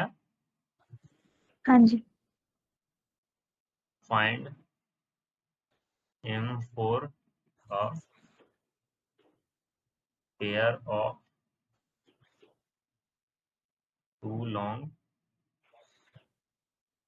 Solenoid of equal length placed one inside another। ये सॉल्व कर लेना, नेक्स्ट लेक्चर में आपका कोफिशिएंट ऑफ कपलिंग वगैरह मैं चालू कर दूंगा।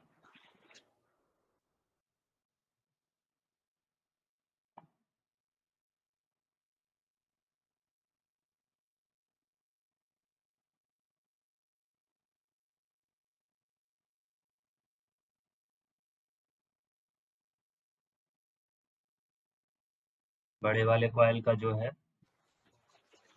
लेंथ ले लेना, रेडियस R1 ले लेना, एंड उसका जो लेंथ पर यूनिट, मतलब कॉइल्स का जो राउंड पर यूनिट लेंथ है वो जो N1 है, ठीक है।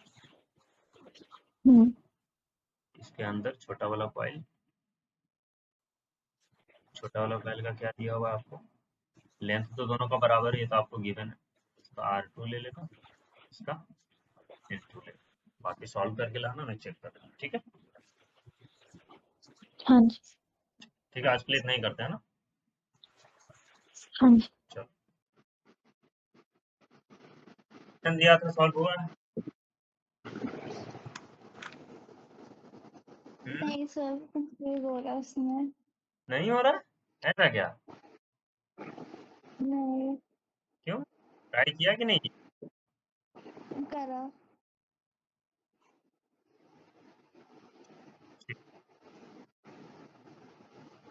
मेरे को लगा कि आप घर के लाओगे, हैं? ठीक है भाई, ट्राई किया, अच्छी बात है, अपन लोग करते हैं।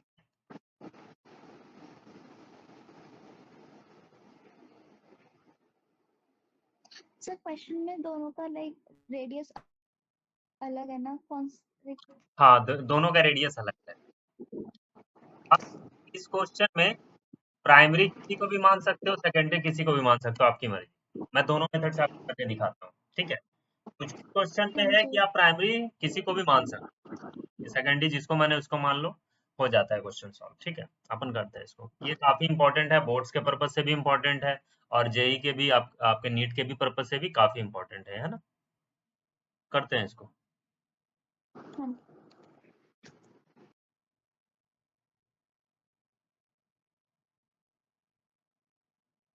पक्का आपने ट्राई नहीं किया होगा, तो ये क्वेश्चन नहीं होने का बात ही नहीं है, होना ही चाहिए क्वेश्चन। इसका लेंथ एल दिया हुआ है ना, एंड रेडियस बड़े वाले का क्या था, R1, एंड इसका R1 और N1 given, N1 length number of दोनों की टर्न पर सेम है। यूनिट लेंथ, है ना। हाँ जी। एक और गिवन था, वो क्या था, इसके अंदर था,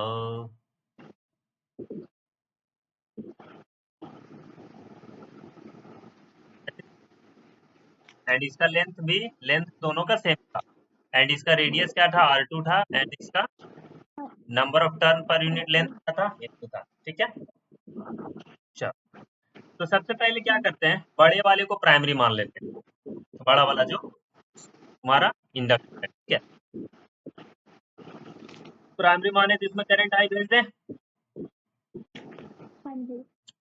तो करंट आई भेजेंगे तो कितना होगा, नेट फ्लक्स, ये तुम्हारा आइडियल सोलेनॉइड है ना, हाँ जी। और आइडियल सोलेनॉइड के लिए axis that is between the solenoid, जो सोलेनॉइड के ये अंदर वाले पार्ट होता है, उसमें मैग्नेटिक फील्ड की वैल्यू क्या सिखाई थी आप, mu not an I by 2r। Mu not an I by 2r, हाँ जी। ऐसा क्या,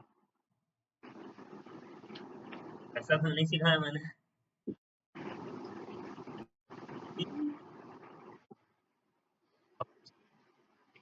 magnetic field inside the solenoid, ये रेड वाले सोलेनॉइड के अंदर जो भी मैग्नेटिक फील्ड होगा म्यू नॉट N1 I1 होगा ना,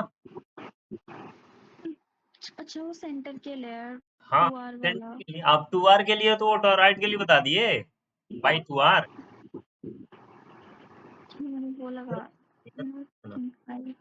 दैट इज बी इनसाइड 1 कितना होगा, म्यू नॉट N1 I1, इसको I1 ले लो, I1 ले लो, ठीक है,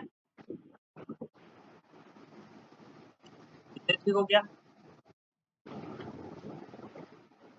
तो मैग्नेटिक फील्ड इनसाइड सोलेनॉइड निकल गया। अब बताओ कि आइडियल सोलेनॉइड के केस में मैग्नेटिक फील्ड हम लोग इनसाइड द सोलेनॉइड क्या होता है, थ्रू आउट तो कांस्टेंट लेते थे, मतलब हर एक रीजन पे कांस्टेंट लेते थे ना आइडियल सोलेनॉइड के केसेस में, हाँ जी।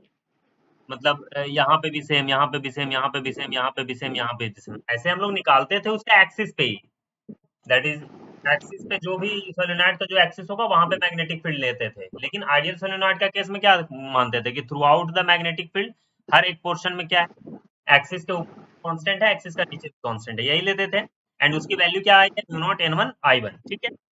तो सेकेंड वाला कॉइल कितना फ्लक्स लिंक हुआ है, म्यूचुअल इंडक्शन करने, म्यूचुअल इंडक्शन के लिए क्या करते थे, फ्लक्स टोटल, किससे फ्लक्स टोटल, सेकेंडरी कॉइल से secondary coil,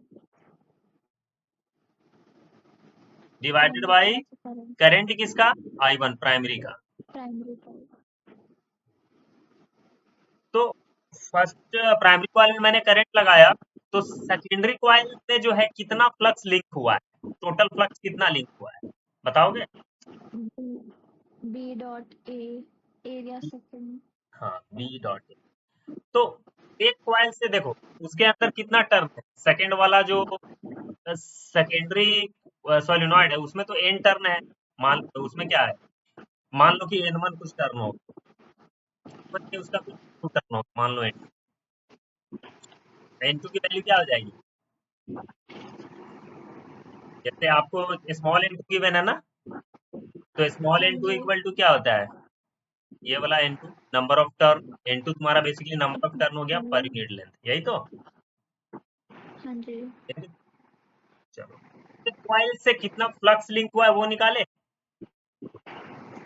that is flux through each coil in second, ये वाला सेकेंडरी कॉइल जो ब्लैक वाला है ना, ब्लैक वाला सेकेंड, ये वाला फर्स्ट। तो फ्लक्स की वैल्यू तो अपन को, मैग्नेटिक फील्ड की वैल्यू तो म्यू नॉट N1 इंटू आई है, फ्लक्स इक्वल टू क्या होता है, बी डॉट ए, है ना। मैग्नेटिक फील्ड की डायरेक्शन हाँ किधर जी। होगी, देखो मैग्नेटिक फील्ड इसमें करंट तुम्हारा कैसे जा रहा है, ऐसे, तो मैग्नेटिक फील्ड मान लो इसमें इधर से ऐसे जा रहा होगा, मैग्नेटिक फील्ड का, मैग्नेटिक फील्ड का डायरेक्शन ऐसे होगा, तो एरिया वेक्टर का भी डायरेक्शन किधर ही होगा, इधर ही होगा ना, इसी हाँ के जी। लॉन्ग ले लेते हैं एरिया वेक्टर का भी डायरेक्शन, हम लोग किधर भी ले सकते हैं एरिया वेक्टर का डायरेक्शन, या तो इधर ले लो या तो इधर ले लो, पूरी सरफेस के लिए, है ना। चलो हाँ लॉन्ग जी। बी ही लेते हैं, तो बी cos 0 डिग्री ना। बी की वैल्यू हाँ क्या है, mu naught n1 naught i1 n1 and A की वैल्यू क्या होगी, pi I R two square. तो हाँ जी ठीक है। ये निकल गया flux through each coil in two. तो टोटल फ्लक्स कितना लिंक होगा सेकेंडरी कॉइल से, into n2 total flux link with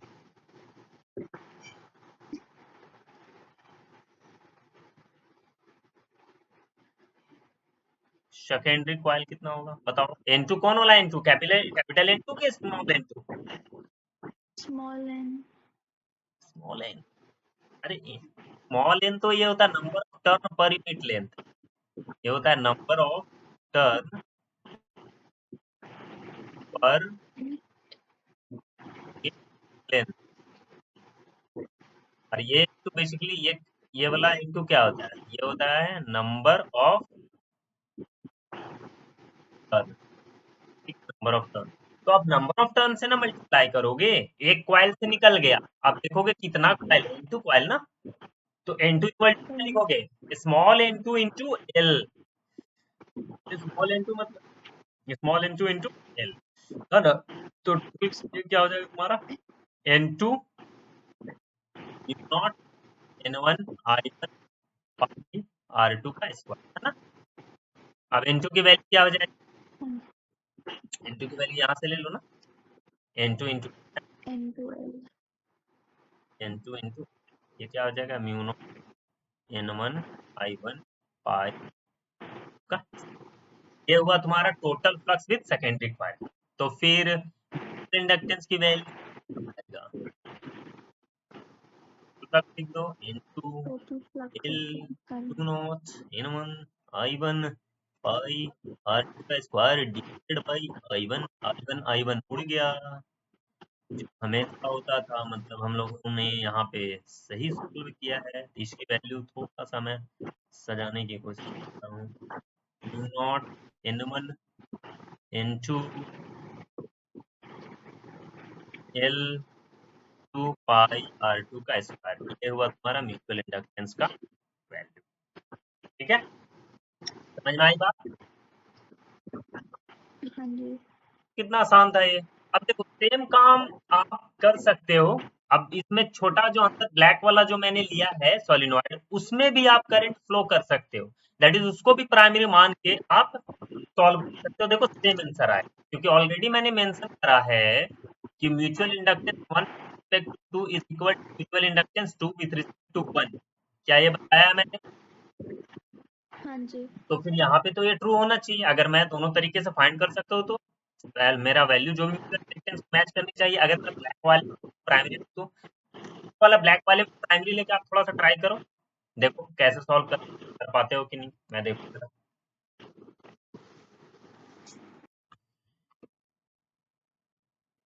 mu naught n1 into pi r1 square l। आ गया सॉल्व किए तो, हाँ जी पक्का कैसे सॉल्व किया बताओ तो। ब्लैक वाले को प्राइमरी कॉइल लिया है तो नहीं ब्लैक वाले को प्राइमरी लेना था ना। अभी तो मैंने ये वाले रेड वाले को तो प्राइमरी लिया था ना, तो अब तो ब्लैक वाले को लेके करना है ना, दोनों तरीके से अपन कर रहे हैं ना। रेड वाला प्राइमरी है। मैंने तो वो रेड वाले को प्राइमरी लेके किया ही, रेड वाला नहीं, मतलब जो भी कलर है वो गुलाबी कलर टाइप से है। रेड वाला r1 वाला। हाँ,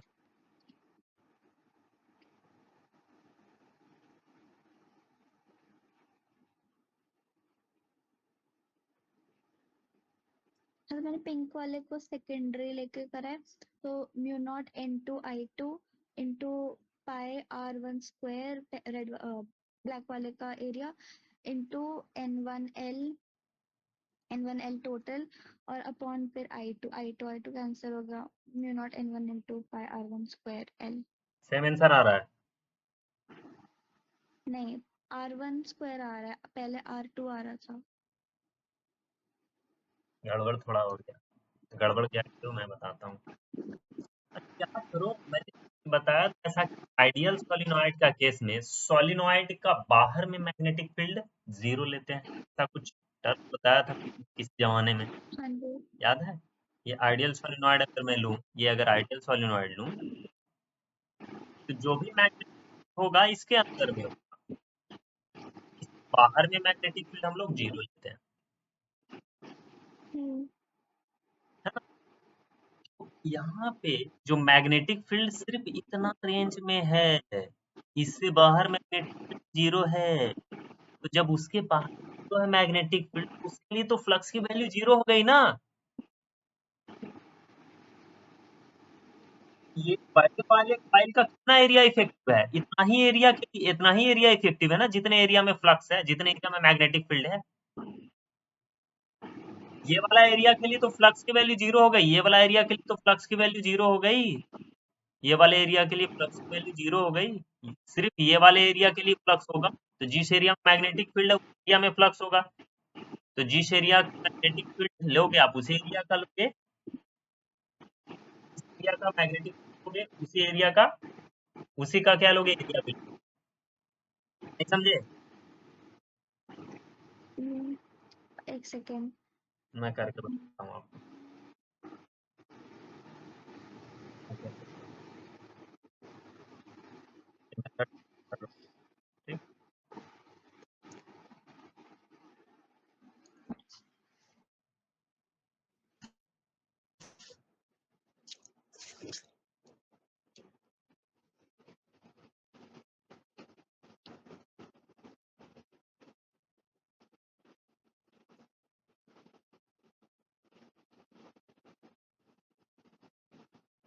अगर आप इसमें करंट लगाए हो, I2 करंट, ठीक है? हम्म। इस बार ब्लैक वाले को प्राइम ले लिया अपन लोगों ने, तो I2 करंट लिया, तो हाँ मैग्नेटिक जी। फील्ड किधर गया है? देखो मैग्नेटिक फील्ड जो भी है यही एरिया में ना मैग्नेटिक फील्ड है, यही एरिया में मैग्नेटिक जनरेट हुआ होगा ना, हाँ जी। क्योंकि आइडियल सोलेनॉइड है ना। ये वाले एरिया में तो कोई भी मैग्नेटिक फील्ड नहीं है, ये जो एरिया बचा है सोलेनॉइड का, पिंक वाले सोलेनॉइड का, ये वाले एरिया में तो मैग्नेटिक फील्ड की वैल्यू 0 है, क्योंकि आइडियल सोलेनॉइड के लिए मैग्नेटिक फील्ड की वैल्यू मैंने क्या बताई थी, होती है। 0 बार। जी। तो टोटल फ्लक्स हम लोग थ्रू पिंक वाला से मान लें, पिंक वाला से टोटल फ्लक्स पहले फाइंड करें। हाँ जी। मैग्नेटिक फील्ड क्या हो जाएगा, जरा वो बता दो जरा, मैग्नेटिक फील्ड की वैल्यू इस समय, म्यू नॉट तो not into I2 N2 I2, ठीक। नंबर टर्म पिंक वाले के लिए क्या हो जाएगा, मान लो नंबर ऑफ N 2 है, नंबर ऑफ टर्न N2 है, आपको इसका क्या गिवन N2L। है, N2 L हो जाएगा, नंबर ऑफ। चलो, तो फ्लक्स लिंक क्वाइल, ये पिंक वाला को इसमें सेकंड मान लो, ब्लैक वाला को फर्स्ट मान लो, flux links with each coil of 2 कितना होगा बताओ, इस वाले से फ्लक्स लिंक होगा, म्यू डॉट नॉट है, कैप। तो बी की वैल्यू क्या होगी, अभी अच्छा अभी देखो एरिया, हम लोग कौन वाला इफेक्टिव एरिया है, सिर्फ यही वाला एरिया में ना मैग्नेटिक मैग्नेटिक फील्ड पास कर रहा है, जो छोटा वाला है, जो छोटा वाला कॉइल है, सिर्फ यही एरिया में ना मैग्नेटिक फील्ड है, हाँ जी। तो एरिया तो सिर्फ और इतना ही छोटे ब्लैक वाला, जितना एरिया है ब्लैक वाला का, जितना एरिया ऑफ क्रॉस सेक्शन को वही एरिया लोगे ना, क्योंकि उसके बाहर तो मैग्नेटिक फील्ड की वैल्यू 0 है, तो उसकी फ्लक्स भी तो 0 हो गई,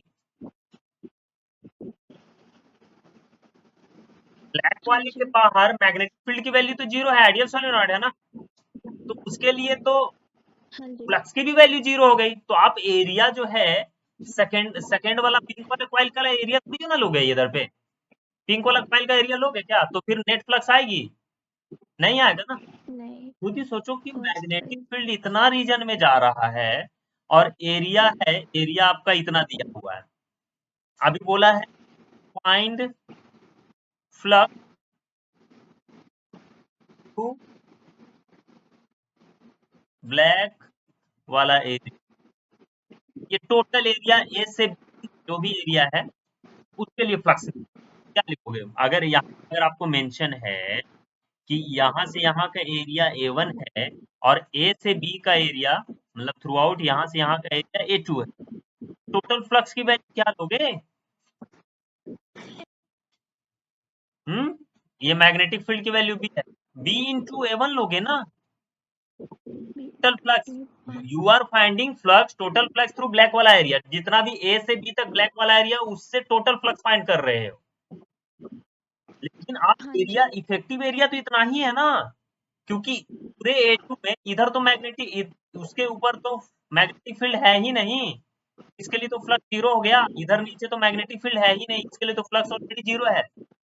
तो हम बोल यही रहे हैं कि we are finding flux through whole black वाला एरिया पूरा, but we are multiplying with A1 only, because A1 का ऊपर मैग्नेटिक फील्ड जीरो, A1 का नीचे मैग्नेटिक फील्ड जीरो, इसलिए हम लोग A1 को ही मल्टीप्लाई करेंगे and that will be total flux through black वाला एरिया। क्लियर है? हाँ जी। सेम काम यहाँ पे कर रहे हैं, इधर ऊपर में मैग्नेटिक फील्ड है नहीं, नीचे में मैग्नेटिक फील्ड है नहीं, तो एरिया कौन वाला ले?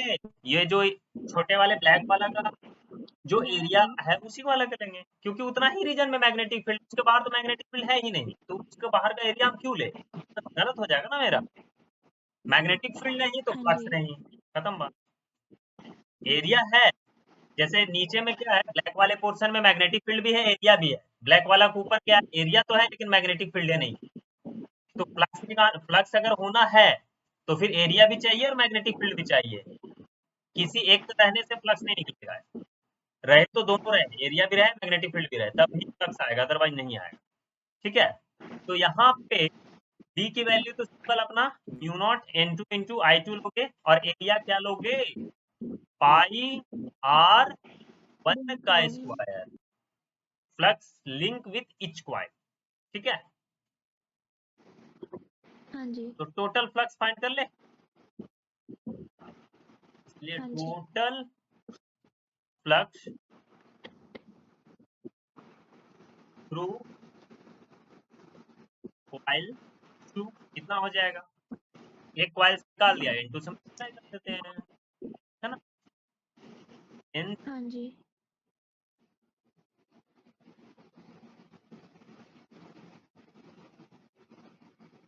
अच्छा इसको N1 लेंगे, थोड़ा सा गलती हो गया मेरा, यहाँ N1 होगा ना, तो ये भी N1 होगा। हाँ, ब्लैक वाले का हाँ N1 दिया होगा, तो L2 N2 है। पिंक वाले का N1 N1 होगा, है ना? तो यहाँ पे ये क्या हो हाँ जाएगा? जी। N1 से मल्टीप्लाई करेंगे, फिर म्यू नॉट N2 I2 पाई R1 का स्क्वायर। ठीक है, इसकी वैल्यू इक्वल टू क्या होगी? N1 की value N1 into L mu naught N2 I2 पाई R1 का स्क्वायर। ठीक है, ये तुम्हारा फ्लक्स टोटल की वैल्यू आ गई। म्यूचुअल इंडक्टेंस क्या लिखते हो? Flux total upon current I2। Flux total का वैल्यू क्या हो जाएगा? N1 mu naught N1 N2 mu naught N2 I2 पाई R1 का I2 square divided by I2। 2 square. देखो कुछ कुछ कैंसिल ऑफ हो जाएगा इधर, आई आई उड़ जाएगा। देखो फाइनल वैल्यू क्या सेम आ रही है या नहीं आ रही है? म्यू नॉट N2 पाई R1 स्क्वायर इंटू L। देखो इंडक्टेंस की वैल्यू क्या ऊपर में भी यही लेके आया था और नीचे भी यही लेके आया। कंसेप्ट क्लियर है? हाँ जी। एक सेकंड। ओके,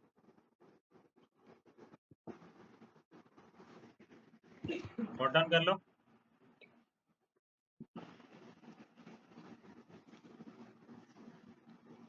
सर आपने लिखवाया था mutual inductance depends only on radius and geometry, तो हाँ अच्छा ठीक हाँ है। तो रेडियस हो, रेडियस पे डिपेंड कर रहा है। करंट आया क्या? करंट का कोई टर्म आया इधर पे? देखो करंट पे भी नहीं करता, फ्लक्स पे भी नहीं करता। सिर्फ और सिर्फ उसका रेडियस क्या है, उसका ओरिएंटेशन क्या है, दोनों कॉइल का, उसके हिसाब से।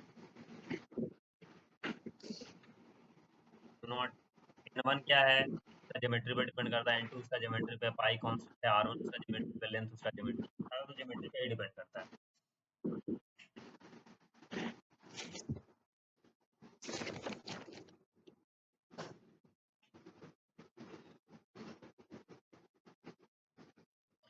ठीक है। नोट डाउन हो गया? हाँ जी। चलो नेक्स्ट आते हैं।